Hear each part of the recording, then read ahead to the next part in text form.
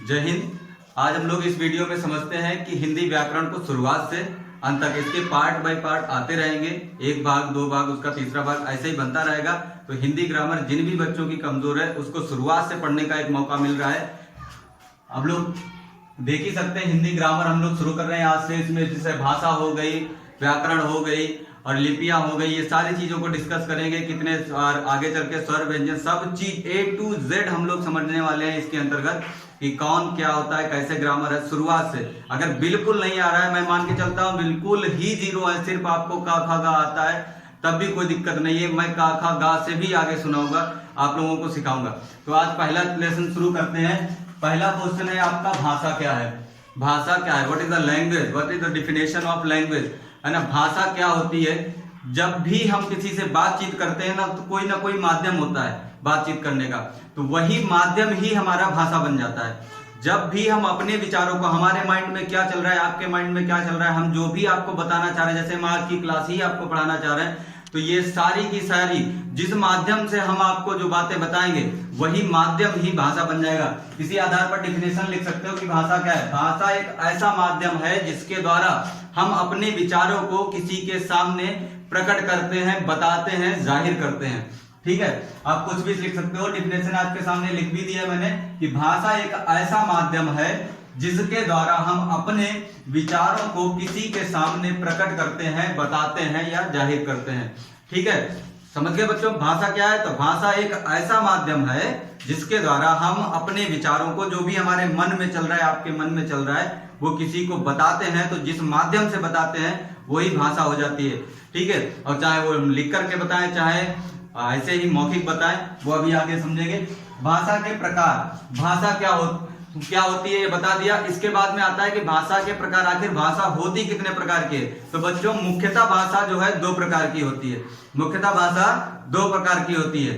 ठीक है, एक तो बाय रिटन और दूसरा ओरल, यानी कि मौखिक कह सकते हो। एक मौखिक भाषा हो गई, दूसरा लिखित भाषा हो गई। इसके अलावा एक भाषा और भी होती है जिसको हम साइन लैंग्वेज यानी कि सांकेतिक भाषा कहते हो। जैसे मैं कह दूं कि हाँ आ जाओ, कि मतलब चुप बैठ जाओ। कभी ना कभी टीचर से आपने सुना ही होगा या देखा ही होगा, क्लास में कहता है ना कि सभी के सभी साइलेंट हो जाओ, तो वो ऐसे इस तरीके का इशारा करता है ना।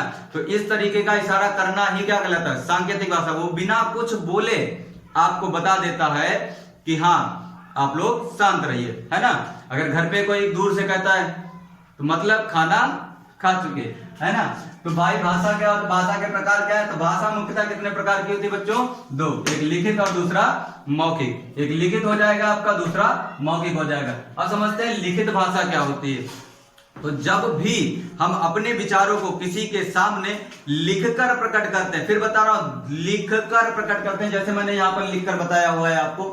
ठीक है, ऐसे ही बाय रिटन जब हम आपको बताएं कि कोई भी चीज, तो जब आप बताएं किसी को भी कोई भी चीज लिख करके, जैसे मान के चलो शाहजहांपुर में आपके कोई भी जानने वाले हैं और आपने उनको एक लेटर लिखा कि हाँ ऐसी ऐसी बात है, ऐसा ऐसा करना है, तो वो लिखित जो लेटर जाएगा उनके पास, वही आपकी क्या हो जाएगी? लिखित भाषा हो जाएगी।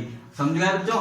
भाषा मुख्यतः दो प्रकार की होती है, कितना? लिखित और मौखिक। लिखित क्या है और मौखिक क्या है? तो मौखिक क्या होती है? जब हम अपने विचारों को, जो हम बताना चाह रहे हैं आपको, जैसे अभी हम लिख के भी बताएं तो ये हमारी क्या हो गई? लिखित भाषा हो गई, है ना। लेकिन हम बोल के भी आपको बता रहे हैं, समझा रहे हैं, तो ये क्या हो गई? हम अपने विचार आप तक पहुंचाना चाह रहे हैं, इसके बोलने के, बोल करके आपको पहुंचाना। फिर बता रहे हैं बोल करके, ध्यान रखना। तो वही अब बोलना है, क्या बोलना एक माध्यम हो गया, तो वही माध्यम हमारा क्या बन गया? मौखिक भाषा।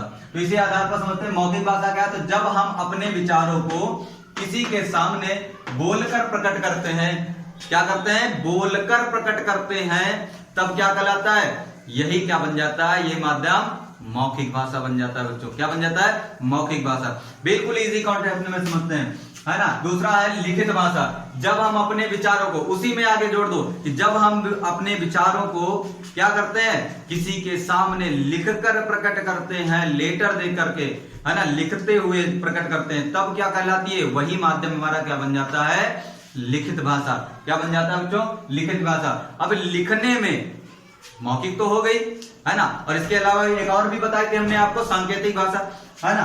तो आम बोलचाल की भाषा में मुख्यतः दो प्रकार की हो गई। ठीक है, आम बोलचाल की भाषा में तीन प्रकार की हो गई भाषा, ठीक है, लिखित मौखिक और सांकेतिक, लिखित मौखिक और सांकेतिक। सांकेतिक को इसको गुप्त भाषा भी कहते हैं, ठीक है। ये ज्यादातर एनसीसी में या फिर आर्मी में, इनमें सब में ज्यादा इसका प्रयोग किया जाता है। आप लोग भी करते हो, है ना, जिसको दूर से बुलाना हो यहाँ आइए ऐसे कर देते हो, है ना।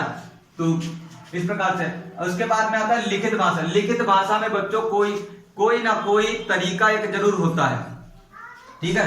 तो वही समझते हैं, वही कहलाता है लिपि। तो जो लिपि क्या है, तो हमारे मुंह से, हमारे मुख से जो ध्वनियां निकलती हैं, जो भी ध्वनियां निकलती, का, ख, ग, घ, आ, यहाँ आइए, वहां जाइए, आना है, बैठना है, खाना, एवरीथिंग, ठीक है। हमारे मुख से जो भी ध्वनियां निकलती हैं, उन्हें लिखने के लिए जिस माध्यम का प्रयोग किया जाता है, उन्हें लिखने के लिए जो भी ध्वनियां बोलते हो आप, जो भी कुछ बताना चाह रहे हो किसी के सामने, उसको लिखकर अगर जो है उसको लिखते हो, तो वो जिस भी माध्यम का प्रयोग किया जाता है वही उस भाषा की क्या कहलाती है, लिपि कहलाती है ना। उसी भाषा की क्या कहलाएगी, वो लिपि कहलाएगी। फिर एक बात समझिए कि हमारे मुंह से जो भी ध्वनियां निकलती हैं, उन्हें लिखने के लिए जिस माध्यम का प्रयोग किया जाता है बच्चों, वही क्या कहलाती है, उस भाषा की लिपि कहलाती है। ध्यान रखना इस बात को, ठीक है। और भाषाएं भी कई प्रकार की होती हैं, है ना। जैसे कोई हिंदी बोलता है, उड़िया बोलता है, गुजराती बोलता है, तमिल बोलता है, आप लोग शायद हिंदी बोलते हो, है ना। तो हिंदी की भाषा क्या हो गई, हिंदी हो गई। हिंदी की लिपि क्या हो गई, एक आपकी देवनागरी। हिंदी की बच्चों लिपि है देवनागरी। फॉर एग्जाम्पल 2-3 समझते हैं, है ना, फिर कभी विस्तार से इस पर बात होगी। तो हिंदी की लिपि क्या है बच्चों, देवनागरी है। क्या है, देवनागरी। और देवनागरी को सबसे प्राचीन लिपि भी कहा जाता है, ठीक है। इसको सबसे प्राचीन लिपि भी कहा जाता है। दूसरा है पंजाबी। पंजाबी की बच्चों होती है गुरमुखी। पंजाबी की लिपि क्या होती है, पंजाबी जो लैंग्वेज है, भाषा है, उसकी लिपि क्या है, गुरमुखी है। क्या है, गुरमुखी। और उर्दू की लिपि क्या है बच्चों, तो उर्दू की लिपि फारसी है। क्या है, फारसी। उर्दू की लिपि बच्चों फारसी है। फिर से एक बार रिमाइंड करिए, क्या थी कि हिंदी की लिपि देवनागरी, हिंदी की लिपि देवनागरी, पंजाबी की लिपि गुरमुखी, पंजाबी की लिपि गुरमुखी, और उर्दू की क्या थी, फारसी, उर्दू की फारसी। अब मेरे साथ बोलिए, हिंदी की देवनागरी, हिंदी की देवनागरी। सपोज करिए आप हिंदी है, आपके पास एक हिंदी नामक चीज है, और उसको आप देवताओं को अर्पित कर रहे हैं। क्या कर रहे हैं, देवताओं को अर्पित कर रहे हैं, चढ़ा रहे हैं उनको, ठीक है। तो आपने क्या दिया, हिंदी की क्या हो गई आपकी, देवता हो गए। किसको अर्पित कर रहे हो, देवताओं को। हाँ, तो हिंदी की क्या हो गई, देवनागरी। क्या हो गई, देवनागरी, ठीक है। इसको याद करने के ये तरीके हैं थोड़े थोड़े, किसी भी, क्योंकि माइंड हमारा जो है अटपटी चीजों को जल्दी याद कर लेता है ना। कुछ विचित्र चीजें होंगी तो उनको जल्दी याद करता है, तो इसीलिए इस तरीके से आप लोग याद कर सकते हो। पंजाबी की क्या थी, गुरमुखी हो गई, और उर्दू की क्या हो गई, फारसी हो गई। इसी प्रकार बच्चों एक और होती है, जैसे बहुत सारी लिपियां होती हैं। अंग्रेजी की बोले तो आपकी रोमन हो जाएगी, है ना। अंग्रेजी की लिपि क्या हो जाएगी, रोमन हो जाएगी। इसको अच्छे से एक बार आप लोग नोट कर लीजिए, है ना। फिर हम लोग समझते हैं इसके लिपि के आगे कौन कौन सी क्या है, इसको एक बार आप लोग सही तरीके से नोट कर लीजिए, ठीक है।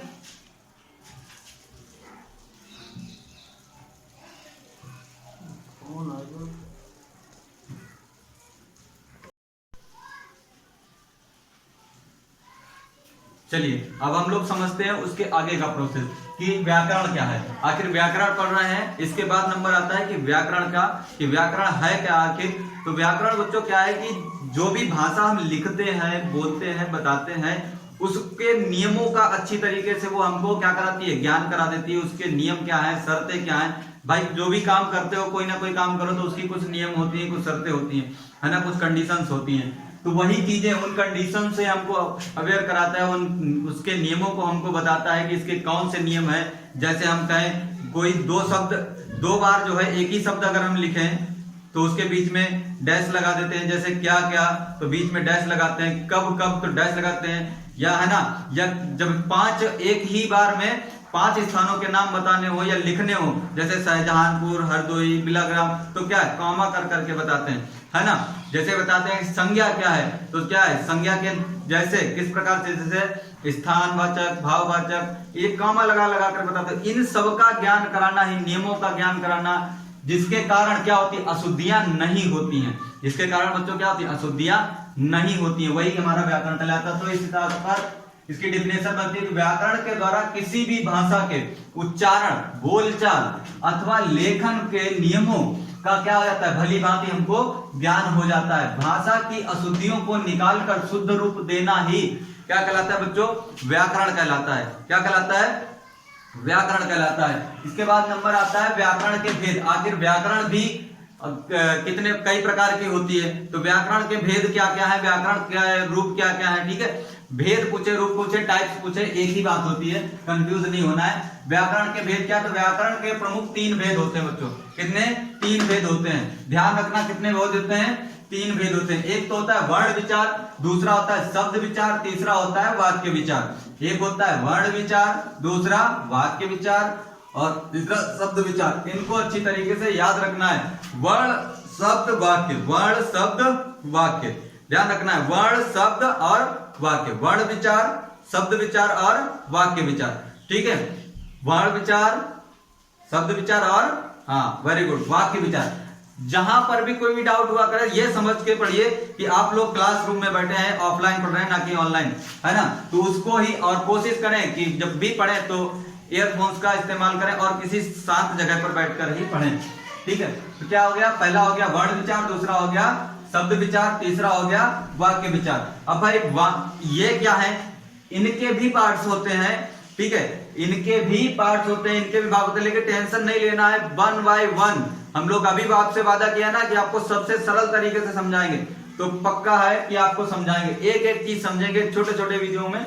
क्या है, वर्ण क्या है, तो भाषा की वह छोटी से छोटी इकाई, भाषा की, मेरे साथ बोलते रहो बच्चों, भाषा की वह छोटी से छोटी इकाई जिसके और टुकड़े न किए जा सकें, जिसके और टुकड़े न किए जा सकें, क्या कहलाएगी, वर्ण कहलाते हैं। क्या कहलाती है, वर्ण कहलाती है। तो भाषा की वह छोटी से छोटी इकाई जिसके और टुकड़े न किए जा सकें, वर्ण कहलाती है, ठीक है। और एक चीज ध्यान रखना, जब ये इनके बहुत सारे वर्ण अगर एक साथ, है ना, एक साथ, जैसे बहुत सारे आदमी, सपोज करिए बहुत सारे व्यक्ति क्या होते हैं, एक जगह पर अगर इकट्ठा हो जाए तो फिर वो क्या, समूह कहलाने लगता है। क्या कहलाता है बच्चों, समूह कहलाता। जैसे अभी क्या है, एक उंगली है, क्या हो गई, 2 उंगली, और बहुत सारी उंगली, तो क्या है, उंगलियों का एक समूह हो गया, उंगलियों का एक समूह हो गया। इसी प्रकार से जब वर्ण जैसे क, ख, है ना, ग, ये बहुत अलग अलग वर्ण हैं, ये अगर एक ही जगह पर मिल जाए, वर्णों के समूह को ही क्या कहते हैं, वर्णमाला कहते हैं बच्चों।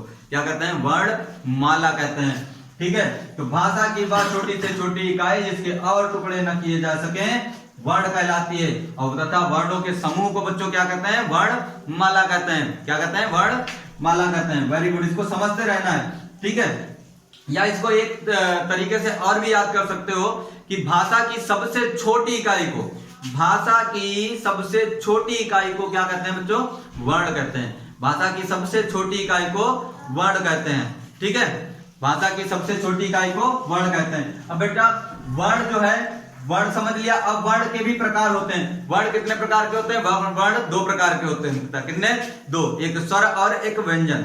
स्वर और व्यंजन, स्वर और व्यंजन, वो अगले वीडियो में हम लोग समझेंगे कि स्वर क्या है, व्यंजन क्या है, और भी उसके अंतर्गत और कौन कौन से आते हैं, जैसे दिग्व्यंजन हो गया, है ना, ये सारे संयुक्त व्यंजन, इतने ये क्या किस किस के पार्ट हैं, क्या क्या होते हैं, कितनी होती हैं, आखिर व्यंजन किसे कहते हैं, ये सारी चीजें अगले वीडियो में डिस्कस करेंगे। तब तक के लिए जय हिंद। आप लोग इन सभी चीजों को नोट कर लें। आई होप आपको वीडियो अच्छा लगा होगा। अगर अच्छा लगा है तो इसको लाइक कर लें और चैनल को सब्सक्राइब कर लें। इसी तरीके से आपको इंटरेस्टिंग वीडियोस जो है, इसका पूरा सीरीज आपको इसी चैनल पर मिलता रहेगा। सो तब तक के लिए बेस्ट ऑफ लक एंड जय हिंद।